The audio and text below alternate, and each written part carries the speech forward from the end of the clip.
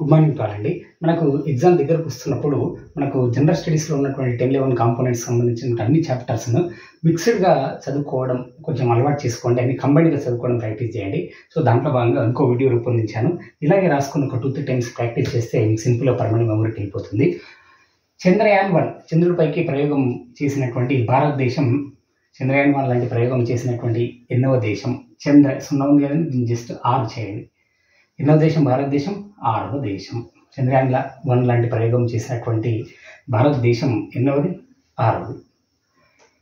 2004 UPA government form అయిన తర్వాత అందులో మన టీఆర్ఎస్ పార్టీ, అంటే ప్రస్తుతం ఉన్నటువంటి బీఆర్ఎస్, అందులో అలయన్స్లో ఒక పార్టీ టీఆర్ఎస్ 2004 ఆఫ్టర్ 2004 ఎలక్షన్స్. దాంట్లో భాగంగా మనకు కేసీఆర్ గారికి కూడా మంత్రి పదవి ఇచ్చారు కేంద్రంలో. సో 2006 లోపల మనకు క్రీడల శాఖ మంత్రి అయినటువంటి ఎం సత్యనారాయణ గారు మరియు కేశవరావు గారు ఇద్దరు కలిసి కేసీఆర్కు సవాల్ విసిరారు. తెలంగాణ అంటున్నావు, 2 సంవత్సరాల పార్టీ యూపీలో కేంద్ర మంత్రిగా ఎంజాయ్ చేశావు, మళ్ళీ ఒకవేళ రాజీనామా చేసి గెలువు అని చెప్పి సవాల్ విసేసరికి ఎవరెవరండి? క్రీడల శాఖ మంత్రి ఎం సత్యనారాయణ, కేశవరావు గారు. క్రీడల శాఖ మంత్రి ఎం సత్యనారాయణ గారు, కేశవ్ గారు సవాల్ విసేసరికి కేసీఆర్ గారు కరీంనగర్ స్థానానికి కరీంనగర్ ఎంపీ పదవి స్థానానికి రాజీనామా చేసి తర్వాత ఎన్నికలకు వెళ్ళాడు. అప్పుడు ప్రధాన ప్రత్యర్థి కేసీఆర్ గారి పైన పోటీగా ఉన్నటువంటి ప్రత్యర్థి ఎవరంటే కాంగ్రెస్ పార్టీకి చెందినటువంటి జీవన్ రెడ్డి గారు. క్రీడల శాఖ మంత్రి ఎం సత్యనారాయణ గారు, కేశవరావు గారు కేసీఆర్ గారికి సవాల్ విసేసరికి కరీంనగర్ ఎంపీ స్థానానికి రాజీనామా చేశాడు. ఎవరిపై గెలిచాడు? కాంగ్రెస్ అభ్యర్థి జీవన్ రెడ్డిపై గెలిచాడు. ఓకే. ఎయిర్ బ్యాగ్, మనకు కారు వేగంగా వెళ్తున్నప్పుడు ఆటోమేటిక్గా కారు లోపల ఎయిర్ బ్యాగ్ ఓపెన్ అవుతుంది, ఇది మనకు తెలిసిన విషయమే. దాంట్లో ఉపయోగించేటువంటి కెమికల్ ఎయిర్ బ్యాగ్లో ఎజైడ్ ఉపయోగిస్తారు. ఏ azide? Sodium azide. Air bag azide. ఏ ఎజైడ్? సోడియం ఎజైడ్ కెమికల్ని ఉపయోగిస్తారు. Air bag azide. ఏ ఎజైడ్? Sodium azide.